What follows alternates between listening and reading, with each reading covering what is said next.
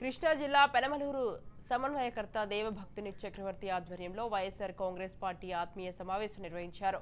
ఈ కార్యక్రమానికి ముఖ్య అతిథిగా పూనూరు గౌతమ్ రెడ్డి హాజరయ్యారు. భవిష్యత్తులో వైసీపీ ప్రభుత్వం అధికారంలోకి వస్తుందని ధీమా వ్యక్తం చేశారు.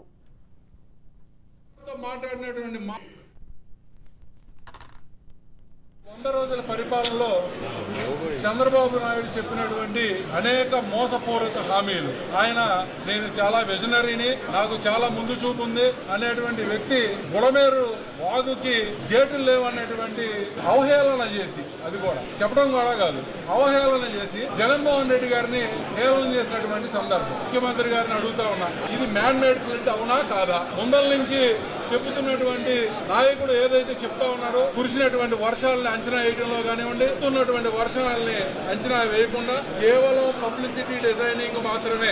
దాని కారణం చేత ఒక రైతుకి, మెట్ట రైతులకి 80,000 నుంచి 90,000 రూపాయల వరకు, అలాగే మిగతా వాళ్ళకు కూడా నష్టపరిహారం క్రాప్ ఇన్సూరెన్స్ ద్వారా రావడం జరిగింది. కేవలం మాటలకే పరిమితమైనటువంటి ఈ ప్రభుత్వం ఇప్పటికైనా కళ్ళు తెరిచి మనం ఏ హామీలు ఇచ్చామో, ఏ హామీలు అమలు చేయాలి, అన్ని సమాయత్తాలని మేము వాళ్ళు మంచి చేస్తే సహకరిస్తాం. అలాగే ఇటువంటి కార్యక్రమాలు, దుమ్మెత్తిపోసే కార్యక్రమాలు మా నాయకుడి మీద ఇవాళకి కూడా లడ్డు వచ్చింది అంటే జగన్మోహన్ రెడ్డి వల్ల వచ్చిందంటే, బోటేలు గుద్దుకున్నాయంటే జగన్మోహన్ రెడ్డి వల్ల గుర్తుకుందంటే, తిరుపతి లడ్డూలో ట్యాంకర్ రిజెక్ట్ అయిందంటే ఇది అందరికీ కారణం తిరుపతి లడ్డూలో యానిమల్ ఫ్యాట్ కలిసింది, దీనికి కారణం జగన్మోహన్ రెడ్డి గారు. 23వ తారీఖు మీకు రిపోర్ట్ వచ్చిందని మీరు చెప్తా ఉన్నారు మీడియా ద్వారా.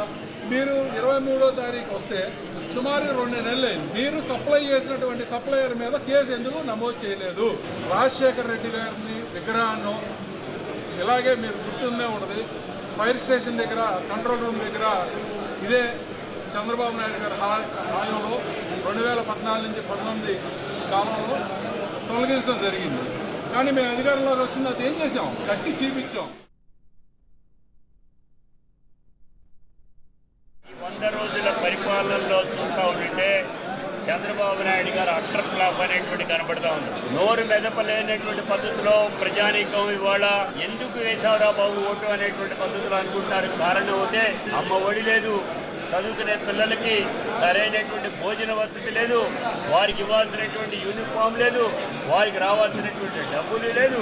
అదే పద్ధతిలో హాస్పిటల్లో చూపించుకోవాలంటే ఆరోగ్యశ్రీ అటకెక్కినటువంటి పద్ధతిలో మనకు కనపడతా ఉంది. రైతాంగానికి ఇవ్వాల్సినటువంటి డబ్బులు ఇవ్వలేదు. సూపర్ 6 అనేటువంటిది ఒక పూటకంగా మాట్లాడింది తప్ప దాని మీద కసరత్తులు చేస్తున్నామంటున్నారు. హామీలు ఇచ్చినప్పుడు కసరత్తులు చేసుకున్న హామీలు ఎవరా? అధికారంలోకి వచ్చిన తర్వాత కసరత్తులు చేస్తారా అనేటువంటి అడుగుతున్నాం. ఇవాళ ఫెయిల్ అయినటువంటి గవర్నమెంట్ని ఇవాళ ఎన్నికలు జరిగితే కనుక ఆటోమేటిక్గా వైఎస్ఆర్